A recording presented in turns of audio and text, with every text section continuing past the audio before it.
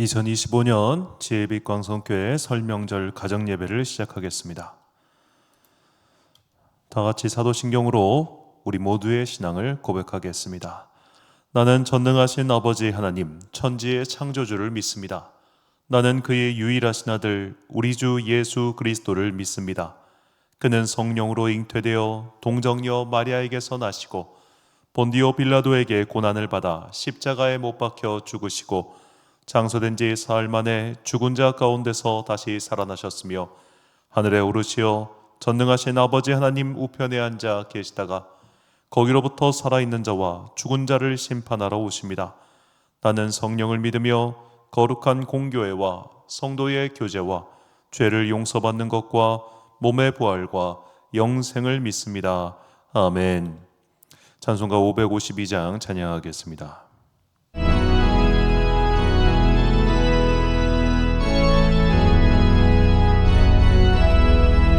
아침 해가 돋을 때 만물 신선하여라.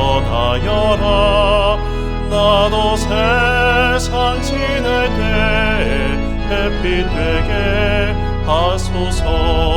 주여 나를 도우사 세월호 손 안고서 어두운 세상 지낼 때 햇빛 되게 하소서. 새로운 광일을 보람있게 보내고 주의 일을 행할 때 햇빛 되게 하소서. 주여 나를 도우사 세월호 손 안고서 어두운 세상 지낼 때 햇빛 되게 하소서. 한 번 가면 안 오는 빠른 광음 지날 때 귀한 시간 맞춰서 햇빛 되게 하소서. 주여 나를 도우사 성 안고서 어두운 세상 지낼 때 햇빛 되게 하소서. 밤낮 주를 위하여 몸과 마음을 드리고 주의 사랑 나타내 햇빛 되게 하소서. 주여 나를 도우사 세월호 손 안고서 어두운 세상 지낼 때 햇빛 되게 하소서. 아멘. 가정 예배를 위하여 기도하겠습니다. 가정에서 기도자로 세우신 분들 계시면 잠시 영상을 멈추시고 대표 기도해 주시고, 혹시 혼자 예배를 드린 분들 위해서 제가 또 기도하겠습니다. 사랑과 은혜가 풍성하신 아버지 하나님, 음력의 달력으로 2025년 새해가 밝았습니다. 이제 우리 민족의 또 다른 한 해가 시작합니다. 주님, 그러나 우리는 이 시작을 그리 기쁘게 받아들이지 못하고 있습니다. 작년 연말부터 끊이지 않는 사건 사고로 인해서, 그리고 오늘 아침에 또 김해공항에서 일어난 비행기 사고로 인해 사람들은 두려워하고 있습니다. 각종 경제 지표와 좋지 않고 세계의 질서가 개편되고 있습니다. 분명히 우리는 변화의 시기를 맞이하였습니다. 그러나 그 변화의 시기는 긍정적인 신호가 아니라 온통 부정적인 것들로 가득 차 있습니다. 이 어려운 시기, 난세를 맞이하여 우리는 다시 한번 주님께 더욱더 기도합니다. 주님, 우리를 지켜 주옵소서. 특별히 이 어지러운 시간에 우리가 사람으로서의 도리와 성도로서의 본을 잘 보여주는 자들이 되기를 간절히 소망합니다. 세상 사람들과 똑같이 이 난세에 그렇게 행동하는 자들이 아니라 오히려 더욱더 헌신하고 사랑을 보여주며 아껴주고 나눠주는 그리스도 예수의 본을 보여주게 하여 주옵소서. 주님 또한 그리고 주님의 제자들 또한 난세를 살았으나 그들은 그 난세의 선한 본을 보여주었습니다. 우리에게도 이제 그런 기회가 찾아왔으니 끝까지 믿음을 지켜 주님께서 예비하신 아름다운 면류관을 취하는 자들 되게 하여 주옵소서. 어려운 때일수록 믿음을 지킨 자들에게 더욱더 큰 상급이 내릴 줄 믿습니다.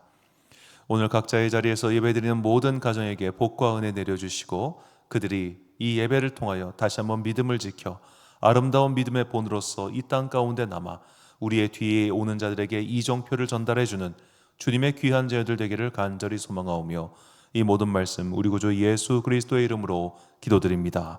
아멘. 오늘 우리에게 주시는 하나님의 말씀 디도서 2장 2절부터 8절까지 말씀입니다. 디도서 2장 2절부터 8절까지의 말씀 이제 봉독하겠습니다. 하나님의 말씀 경청하십시오.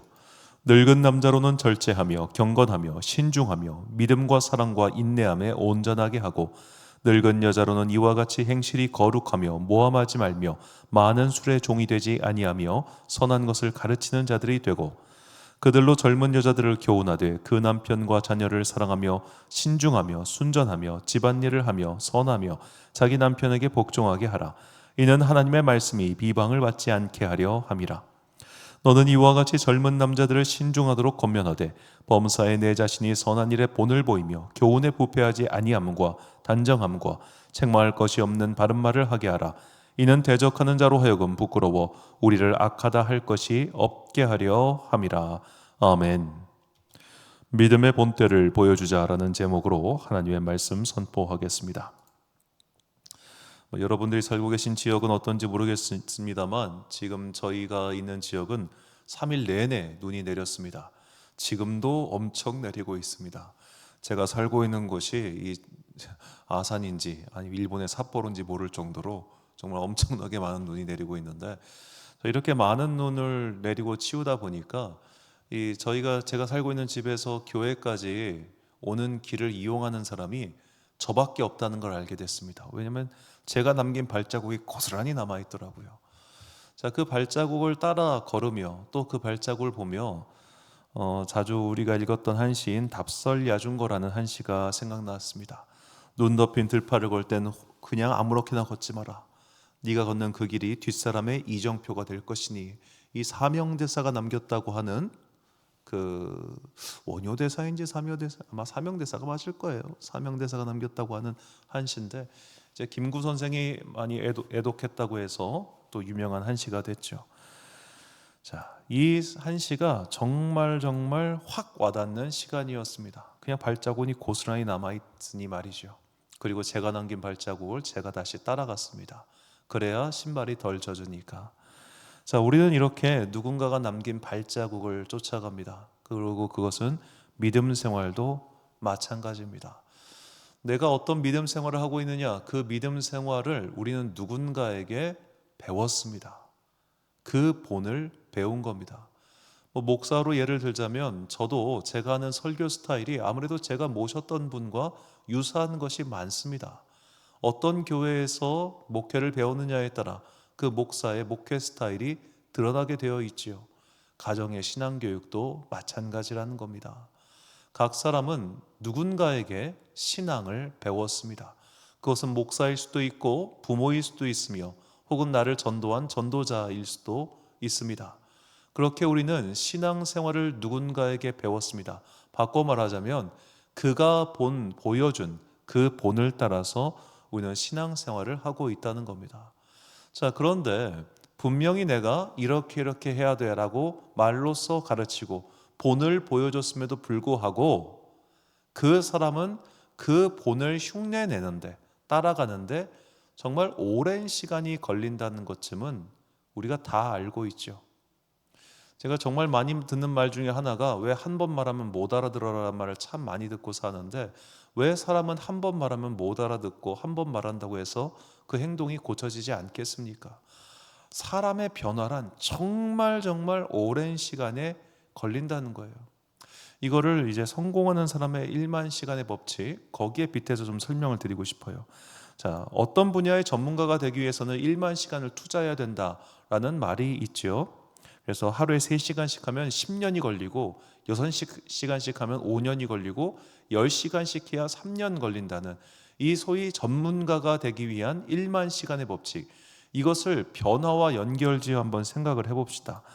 내가 나쁜 습관을 버리고 그리스도 예수의 본을 닮아가는 사람으로 변화되기 위해서 만약 1만 시간을 투자해야 된다고 생각을 해보자고요. 나쁜 습관을 버리고 성도다운 사람으로 변화되기 위해서 나에게 1만 시간이라는 투자가 필요하다, 교육이 필요하다라고 했을 때, 내가 매일 새벽 기도하고 말씀 묵상을 하는 시간이 2시간씩 있다고 가정하면 20년 걸립니다. 내가 주일 예배만 참석하는 사람이다. 주일 예배 그래 오고 가는 시간 다 포함해서 2시간이라고 쳐줍시다. 그리고 기타 등등 송구영신 예배도 있고 하니까 그때는 조금 더 드린다고 칩시다. 그러면 90년 걸린다는 얘기입니다. 내가 주일 오전 예배와 오후 예배 다 참석한다, 성경 공부 다 한다, 4시간이라고 가정해도 45년 걸립니다. 자, 왜 우리가 이렇게 변화가 느릴까요? 시간을 덜 들이기 때문입니다. 시간을 많이 들여야, 꾸준히 들여야 그나마 변화가 일어납니다. 거의 죽기 전쯤에. 그만큼 내가 변화하는 것도 힘들고 남을 변화시키는 것도 힘듭니다. 1만 시간의 노력이라고 하는 것은 결코 쉽게 들여지는 것이 아니겠지요. 그래서 어릴 적부터 부모가 붙잡고 교육하는 게 중요한 겁니다.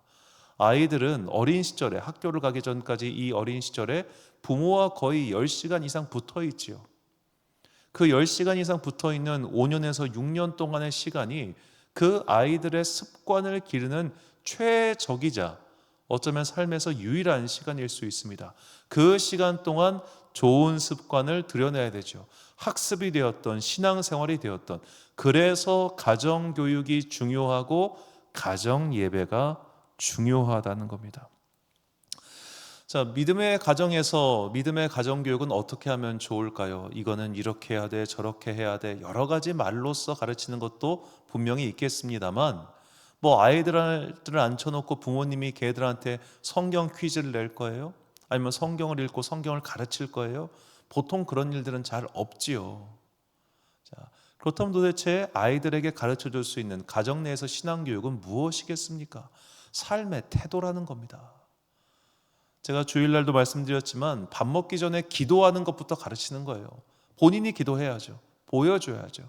잠들기 전에 기도하는 모습을 보여주고, 아침에 일어나서 경건한 모습을 보여주고, 그런 것들을 보여주는 것 자체가 신앙교육이라는 겁니다. 이걸 어렸을 때 함께하고 보여줘야만 습관이 들이고, 그 습관이 그 아이들로 하여금 평생에 가는 데 있어서 좋은 본이 되어 좌로나 우로나 치우치지 않게 해주는 것이죠. 어렸을 때 그래서 가정 예배를 드리는 모습을 보여주는 것은 참 중요합니다. 제가 이 설 명절이나 추석 명절 때 항상 말씀드리는 장로님의 가정이 있습니다. 오늘도 가정 예배 드리시는데 믿음의 4대가 함께 모여서 가정 예배를 드리는 그 사진의 모습이 저한테는 얼마나 진귀하고 아름다운지 모르겠습니다. 저도 그렇게 예배를 드려본 적이 없어가지고요. 자, 그런 아름다운 예배의 모습을 볼 때마다 아직 이 땅에 희망이 있구나라는 생각을 제가 지울 수가 없는데, 왜냐하면 그런 가정에서 가정 예배를 보고 자란 아이들이 또다시 그런 가정 예배를 만들 거 아니겠습니까?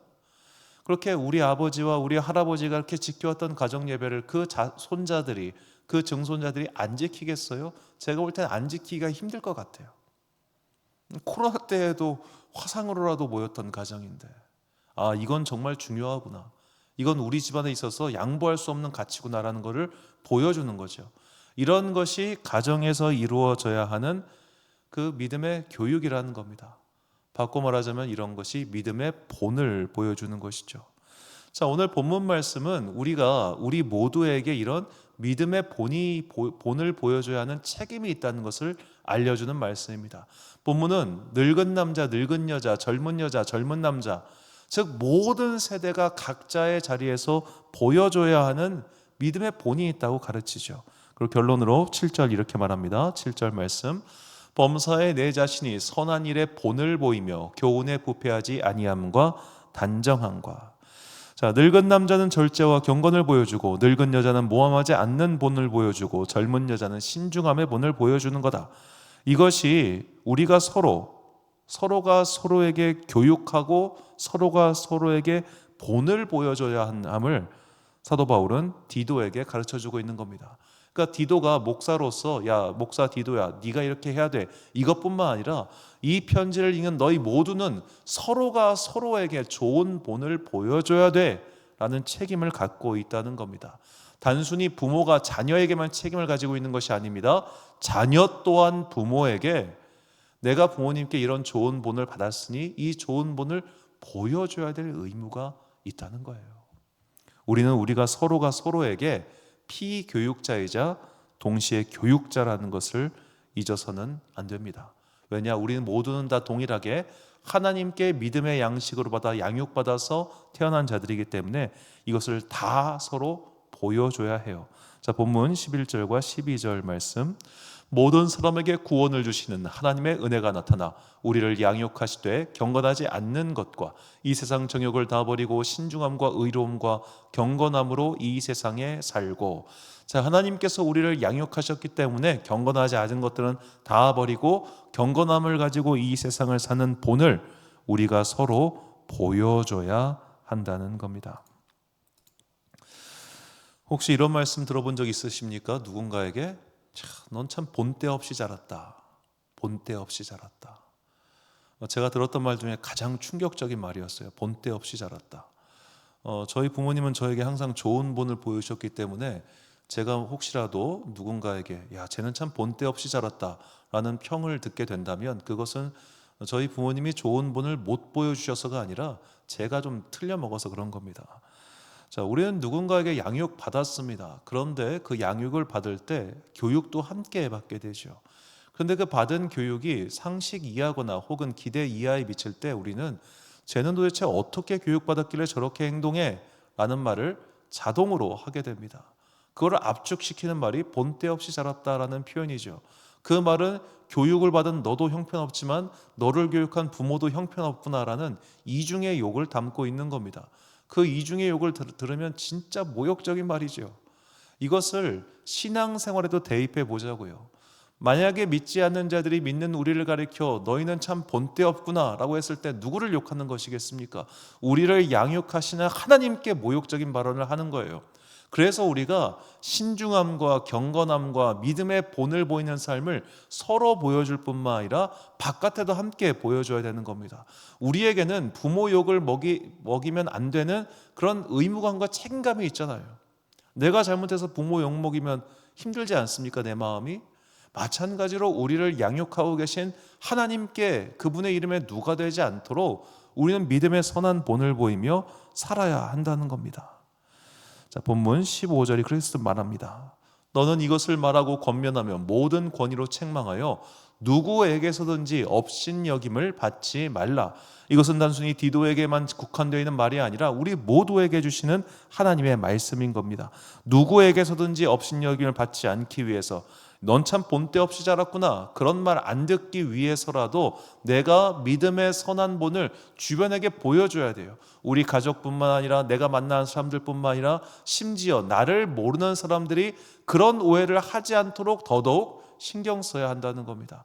이게 특히 이제 뭐 간단한 예를 들자면, 자, 어떤 누군가와 가벼운 농담을 나눌 때 그 농담을 받아들일 수 있는 관계에 들어가 있을 때는 그것이 상처가 되거나 불쾌하지 않습니다. 그런데 전혀 모르는 제3자가 봤을 때 왜 말을 저렇게 해? 왜 말투가 저거밖에 안 돼? 이런 식으로 불쾌감을 느낄 때가 있잖아요. 자, 그래서 이제 목사님들 가운데 조금 규모가 되는 목사님들 중에서 교회 설교 영상을 유튜브 같은 거에 안 올리는 교회들도 꽤 많이 있습니다. 이유는 그 교인들과만 서로 교제할 수 있는 관계성, 라포라고 하는데 그런 게 있을 때 이 공동체 안에서는 통용이 되는 말, 통용이 되는 어떤 뭐 농담인데 이것을 바깥 사람들이 들을 때는 오해를 할 수가 있잖아요. 그리고 우리는 그 오해를 수정해 줄 수도 없어. 왜냐하면 인터넷에 올리는, 유튜브에 올리는 순간 불특정 다수가 와가지고 막 때려대니까. 그래가지고 그런 걸 아예 차단시켜 버리는 거예요. 요새는 대부분의 교회가 그렇게 바뀐 것 같은데 설교 영상의 댓글 기능을 다 막아둡니다. 저도 그렇습니다. 맨날 와가지고 이상한 댓글 대는 사람이 있으니까 그냥 아예 막아버렸어요.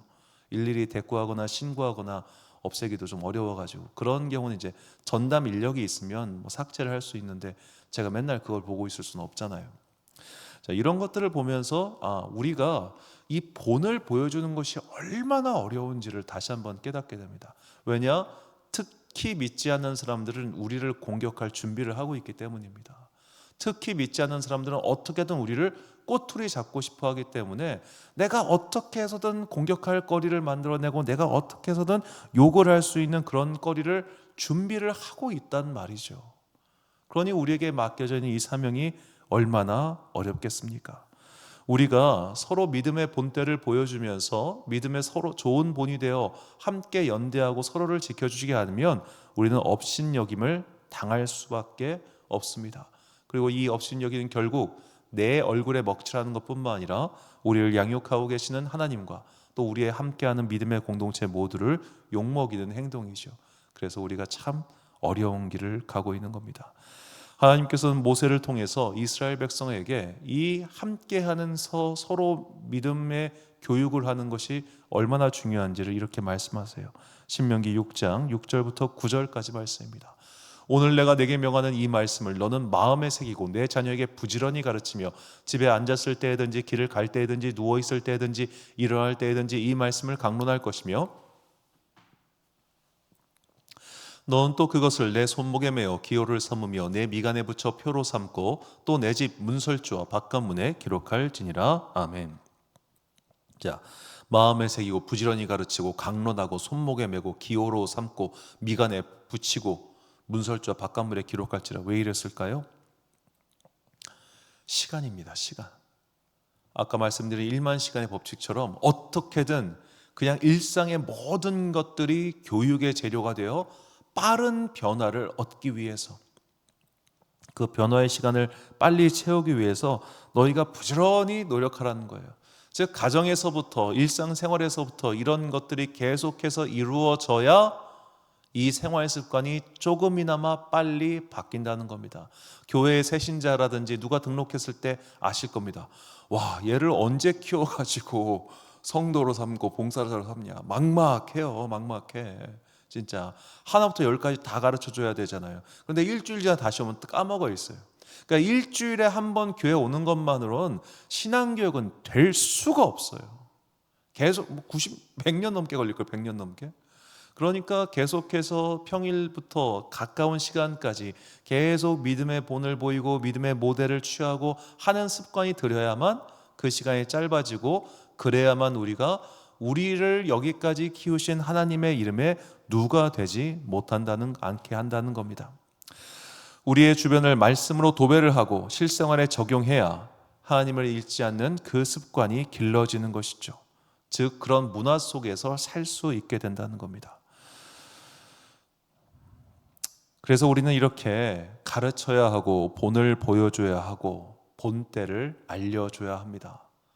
이것을 보여주고 가르쳐주고 알려주고, 나 또한 그에게서 보고 가르침을 받고 계속해서 수정해 나갈 때 우리 안에 유의미한 변화가 일어나게 됩니다. 단번에 일어나지 않더라고요. 꾸준하게 오랫동안 포기하지 않고 그것을 행해야만 그 때가 채워졌을 때 비로소 변화가 일어나게 된다는 겁니다. 자, 충만이라고 하는 헬라어의 뜻은 플레로우인데 이게 가득 차서 흘러 넘치는 거예요. 가득 차서 흘러 넘치는 거. 자, 물에는 표면 장력이라는 게 있습니다. 물이 찼을 때 그 장력 이상이 딱 들어가요. 그때부터 출렁하고 넘치는 거잖아요. 은혜와 변화도 마찬가지예요. 은혜가 차고 있어요. 변화가 일어나려면 그게 불룩하고 넘쳐 흘러야 돼요. 그 불룩하고 넘쳐 흐를 때까지 우리가 포기하지 않고 서로 본을 보여주며 함께 할 때 비로소 그 변화를 통해서 이 세상에 유의미한 일들이 일어나게 될 것입니다. 이 변화를 우리 함께 올해 시작해 봅시다. 참 어려운 시기이지만 우리가 해야 합니다. 그래야만 가정과 일터와 나라와 공동체에 정말로 유의미한 일들이 일어나게 될 것입니다. 지금 내가 하고 있는 것들을 무의미하다고 생각하지 마십시오. 믿음의 본을 보이고 믿음의 길을 따라서 사는 모든 것들은 결국 언젠가 씨를 맺게 될 것입니다. 마지막 때가 다가올수록 이 난세가 심할수록 우리의 사명이 더욱더 분명합니다. 서로 믿음의 본을 보여주는 이 삶을 올 한 해 열심히 살아가는 여러분과 제가 되시길 간절히 소망합니다. 우리의 결단의 말씀 히브리서 10장 23절부터 25절까지 말씀 함께 봉독하겠습니다. 또 약속하신 이는 믿으시니 우리가 믿는 도리의 소망을 움직이지 말며 굳게 잡고 서로 돌아보아 사랑과 선행을 격려하며 모이기를 패하는 어떤 사람들의 습관과 같이 하지 말고 오직 권하여 그날이 가까움을 볼수록 더욱 그리하자. 아멘.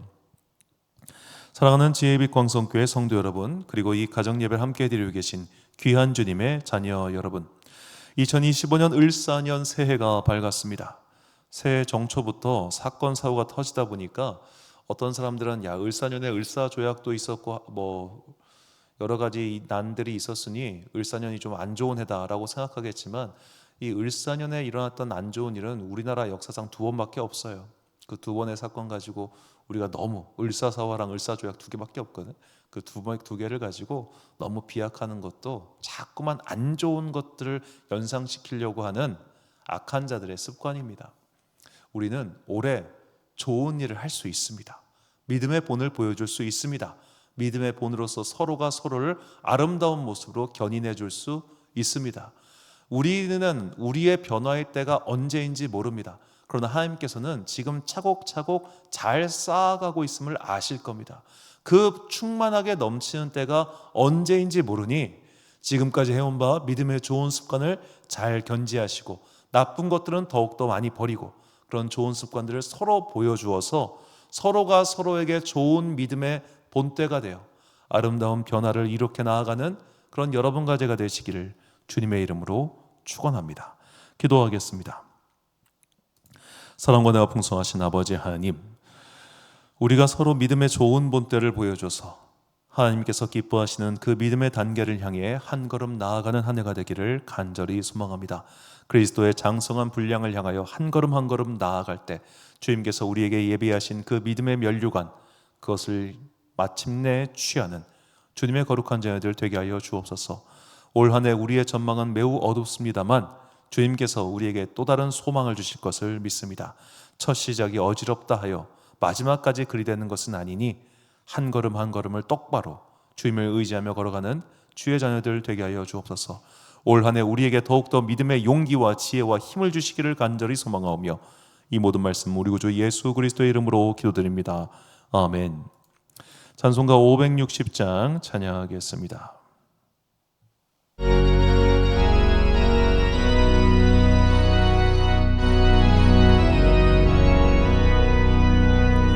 주의 발자취를 따름이 어찌 즐거운 일 아닌가. 맘에 밝은 하늘 열리고 밝은 빛이 비친다. 발자취를 따라가자 기쁜 마음으로. 발자취를 따라가자 찬송하며 즐겁게. 주의 발자취를 따름이 어찌 행복한 일 아닌가. 마음의 약한 생각 사라져 밝은 마음 삭힌다. 발자취를 따라가자 마음으로. 발자취를 따라가자 찬송하며 즐겁게. 발자취를 따름이 어찌 든든한 일 아닌가. 마음의 두려움은 사라져 새로운 힘 솟는다.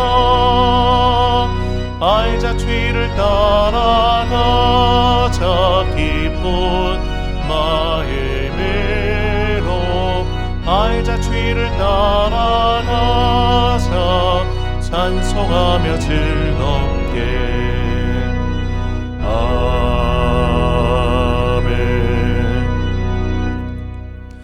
주기 도무하심으로 2025년 설명절 가정예배를 마치겠습니다. 하늘에 계신 우리 아버지, 아버지의 이름을 거룩하게 하시며 아버지의 나라가 오게 하시며 아버지의 뜻이 하늘에서와 같이 땅에서도 이루어지게 하소서. 오늘 우리에게 일용할 양식을 주시고 우리가 우리에게 잘못한 사람을 용서하여 준 것 같이 우리 죄를 용서하여 주시고 우리를 시험에 빠지지 않게 하시고 악에서 구하소서. 나라와 권능과 영광이 영원히 아버지의 것입니다. 아멘.